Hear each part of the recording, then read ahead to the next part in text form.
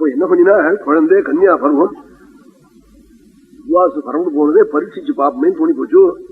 தொழிற்கடி மருந்து கொட்டி நடத்துல வச்சா கடுப்பு கொட்டி நடத்துல கூட அந்த வலி தெரியாதுன்னு சொன்னா அதுக்காக ஒரு அசடு கரும்பு எடுத்து கொட்டின்றது மருந்து இருக்கேன்னு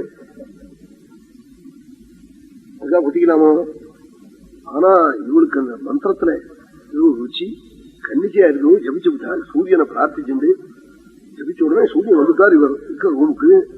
நடங்காவது நான் வந்துட்டேன், டாக்ஸிக்காரன் வந்துட்டா போயிட்டு வானா போகணும், பணத்தை கொடுக்குறா எனக்கு தேவையில்லைன்னா சரி வந்துட்டு பணத்தை கொடுக்க போறேங்கிறா. அது மாதிரி என்ன கூப்பிட்டுட்டே நான் அனுகிரகம் பண்ணா போக மாட்டேன்னா உடனே கர்ப்பம் கன்னிக்கே என்ன பண்றது. இத புராணாந்தரத்துல காது வழியா பிரசவம் வியாசர் அப்படி சொல்லல, பிரசவிச்ச பிறகும் கன்னிக்கே ஆயிட்டதாக சொல்றாள். கர்ணன் பேர் வந்தது காதுல இருக்கிற குண்டலத்தை தானம் பண்றான், அதனால கர்ணன் பேர் வந்தது அவனுக்கு. இந்த அதனால பிறந்ததுனால இல்ல ஒரு வேடியும் வாழா உடனே பாட்டி ஊருவலா பழையில 100 போதானம் பண்ண புண்ணியம் கிடைக்கிறது திருவாளம் கால வழியில அப்படிதான் அர்த்தம் சொல்ற ரொம்ப எது யோசிச்சு செவடியில இதுக்கு என்னவா யோசிச்சு செவடிக்கலாம் சீதாளத்துல பூஜை வச்சு பூஜை பண்ணும் வேத பாஷ்யம் இதுக்காக கையால அச்சடிச்ச புஸ்தகத்தை படிக்கிறதுக்கு ஆள் இல்லை. இப்போ அப்படி இருக்கு அவ எழுதி வச்சுட்டார். அது எத்தனை வித்தியில அவளுக்கெல்லாம் பிரேமம் இருந்திருக்குன்னு பாருங்க. பாரதம் அத்தனை பெரிய புண்ணிய கிரந்தம், மகா புண்ணியம் சிரவணமே. போய் அந்த மஞ்சூஷி அந்த பெட்டியை அழுதுகிட்டே சொன்னாள். அவ சொன்ன சொல்றேன் கேளு. சமுத்ஸுஜந்தி மஞ்சூஷாம் அஸ்வநத்யா ஜலே உவாச ருததி குந்தி யானி வாக்யானி தச்ருணு. உவாசருததி குந்தி அழுதுகின்றே என்ன சொன்னாலோ குந்தி அதை சொல்றேன் கேளுநாள். உவாசருததி குந்தி யானி வாக்யானி தச்ருணு. ராத்திரி 12 மணிக்கு அந்த குழந்தைய பொட்டி திறந்து வச்சு பார்த்து சொல்லி அழுதாளாம்.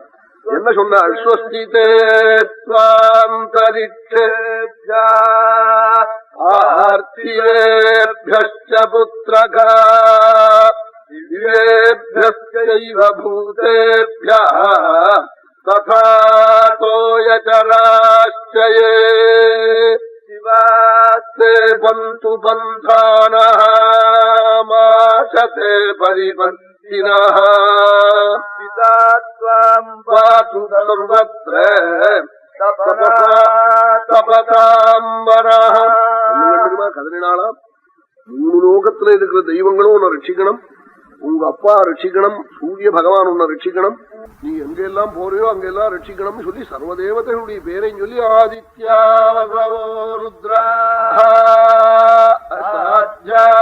விஸ்வேதேவதா மருதஸ்ச சகேந்திரேண சதீஸ்வராதித்யாவசவோ ருத்ரா. துவாதசாதித்யாள், அஷ்டமசுக்கள், ஏகாதச ருத்ராள், சப்தமருத்துக்கள், அஸ்வினி தேவர்கள், 8 திக்பாலகர்கள் எல்லாரும் ரட்சிக்கணும். நாளா தெய்வத்தைத்தான் வேண்டது, தெய்வானுகிரகம் தான் வேணும். அதுதான் இப்ப புரியல. விவகாரம் பூர்வம் நினைக்கிறாள், அப்படி நினைக்கக்கூடாது. விவகாரம் பூர்வமா பிரயோஜனப்படுமா? விவகாரமே க்ஷேமத்தை கொடுத்து விடுமா? பகவத் அனுகிரகம் தான் க்ஷேமத்தை கொடுக்கும். எத்தனை ராஜ்யம், எத்தனை வசதி இருக்கிற குந்தி சர்வ தேவதைகளையும் பிரார்த்திச்சானா நாமெல்லாம் தெய்வங்களை எப்படி உபாசிக்கணும், தேவதா பிரசாதத்தை எப்படி அடையணும், ஆண்களை இப்படி அனுகிரகத்தை எப்படி அடையணும்னு புரிஞ்சுக்கணும். மனசு அப்படி தேடணும். எல்லாருக்கும் குழந்தை குட்டிகள் நல்லா இருக்கணும், ஆஸ்திக பயலுக்கு நோக்கணும் எண்ணம் இருக்கு. ஆஸ்திகனா இருக்கணும் நோண்டு தம் பத்தினி என்ன இருக்கணும்னு எண்ணம் இல்லையா, பிள்ளைகள் நல்லா இருக்கணும்னு எண்ணம் இல்லையா, வீடு பங்களா நல்லா இருக்கணும்னு எண்ணம் இல்லையா. அதுக்கு எது வாஸ்தவமா சாதனம்ங்கிறத புரிஞ்சுக்கணும். நாஸ்திகம் புரிஞ்சுதாவனா போறான், நாம் சாதுக்கள் புரிஞ்சுக்கணும் இல்லையோ, அவசியம் அதை புரிஞ்சுக்கணும். தன்யாசா பிரமதாயாத்வாம் புத்ரத்வே கல்பயிஷ்யதி யஸ்யாஸ்வம் த்ரிஷிதः புத்ர தனம் பாஸ்யசி தேவஜா கோனுஸ்வப்னஸ்தயா திருஷ்டா யாத்வாமாதித்யவர்ச்சசம் திவ்யவர்ம சமாயுக்தம் திவ்யகுண்டலபூஷிதம். துறக்கிற போதே காதுல இயற்கையாவே 2 மகர குண்டலம் திவ்ய கவச்சமா. அப்படி குழந்தை பிறந்தானும் கர்ணன் சூரியனிடத்திலிருந்து குந்திக்கு யமுனைக்கு போச்சு, யமுனையிலிருந்து கங்கைக்கு போச்சு. கங்கையில போற போது சம்பாபுரின்னு ஒரு பட்டணம், சூத்த விஷயம் அது, தேரோற்றவாளுடைய ஜாதி எல்லாம் குடி இருக்கிற தேசம். அந்த தேசத்துல போய் அந்த துறையில போச்சு இந்த தங்கப்பட்டி. அஸ்வநத்யா